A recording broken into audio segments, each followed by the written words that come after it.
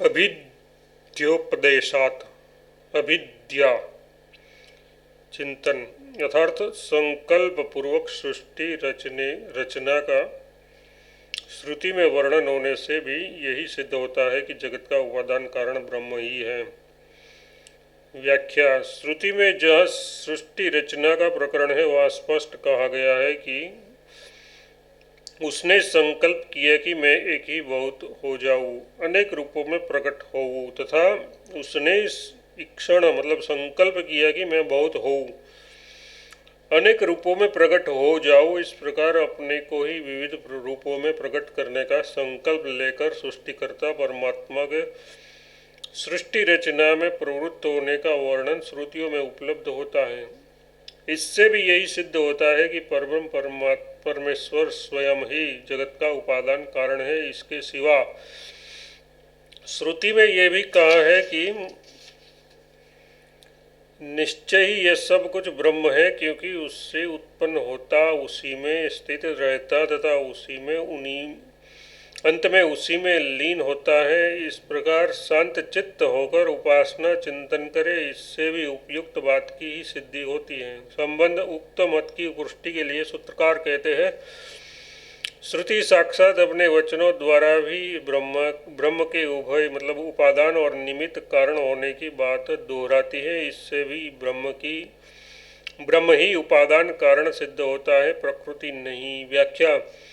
श्वेताश्वोपनिषद में इस प्रकार वर्णन आता है, एक समय कुछ महर्षि ये विचार करने के लिए एकत्र हुए कि जगत का कारण कौन है, हम किससे उत्पन्न हुए हैं, किससे जी रहे हैं, हमारी स्थिति कहाँ है, हमारा अधिष्ठाता कौन है, कौन हमें नियम पूर्वक सुख दुख में नियुक्त करता है। उन्होंने सोचा, कोई काल को, कोई स्वभाव को, कोई कर्म को, कोई होनहार को, कोई पांचों महाभूतों को, कोई उसके समुदाय को कारण मानते हैं।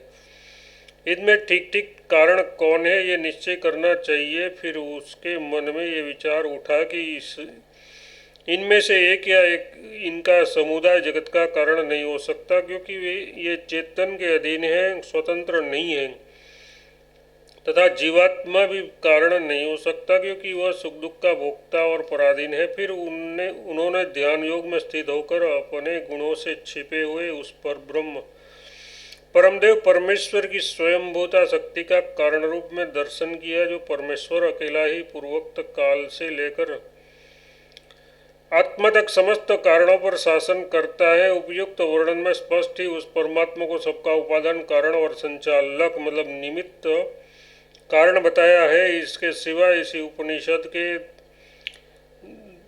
2:16 में तथा दूसरे उपनिषदों में भी जगह जगह उस परमात्मा का स्वरूप कहा है। उससे भी यही सिद्ध होता है कि वह परब्रह्म परमेश्वर ही इस जगत का उपादान और निमित्त कारण है। संबंध अब उस उक्त बात की सिद्धि के लिए ही दूसरा प्रमाण देते हैं। आत्मकृते है, स्वयं अपने को जगत रूप में प्रकट करने का वर्णन होने से ब्रह्म ही जगत का उपादान कारण सिद्ध होता है। व्याख्या। तैत्तरीयोपनिषद में कहा है कि प्रकट होने से पहले ये जगत अव्यक्त रूप से था, उससे भी ये प्रकट हुआ है, उससे ही यह प्रकट हुआ है। उस परब्रह्म परमेश्वर ने स्वयं अपने को ही जगत के रूप में प्रकट किया। इस प्रकार कर्ता और कर्म के रूप में उस एक ही परमात्मा का वर्णन होने से स्पष्ट ही श्रुति का ये कथन हो जाता है कि ब्रह्म ही इसका अनियमित और उपादान कारण है। संबंध। यहाँ ये शंका होती है कि परमात्मा तो पहले से ही नित्य कर्ता रूप से में स्थित है, वह कर्म कैसे हो सकता है। इस पर कहते हैं, परिणामात मतलब श्रुति में उसके जगत रूप में परिणत होने का वर्णन होने से यही मानना चाहिए कि वह ब्रह्म ही इस जगत का कर्ता है और वह स्वयं ही इस रूप में बना है। व्याख्या। तैत्तरीयोपनिषद में कहा है कि उस जगत की रचना करने के अंतर वह परमात्मा स्वयं उसमें जीव के साथ साथ प्रविष्ट हो गया। उसमें प्रविष्ट होकर वह स्वयं ही सत मतलब मूर्त और त्वय मतलब अमृत भी हो गया। बताने में आने वाले और न आने वाले, आश्रय देने वाले और न देने वाले तथा चेतन और जड़, सत्य और मिथ्या, इन सब के रूप में सत्य स्वरूप परमात्मा ही हो गया। जो कुछ भी ये दिखता और अनुभव में आता है वह सत्य ही है, इस प्रकार ज्ञानी जन कहते हैं। इस प्रकार श्रुति में परब्रह्म परमात्मा के ही सब रूपों में परिणित होने का प्रतिपाद किया है। इसलिए वह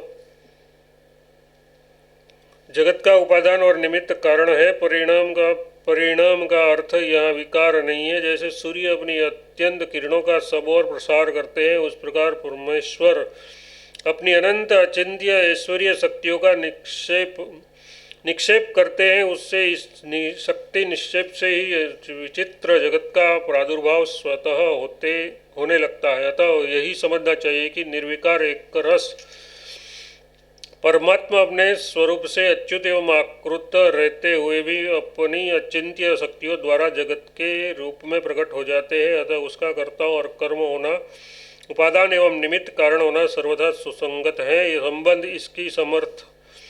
इसके समर्थ में सूत्रकार दूसरा हेतु प्रस्तुत करते हैं।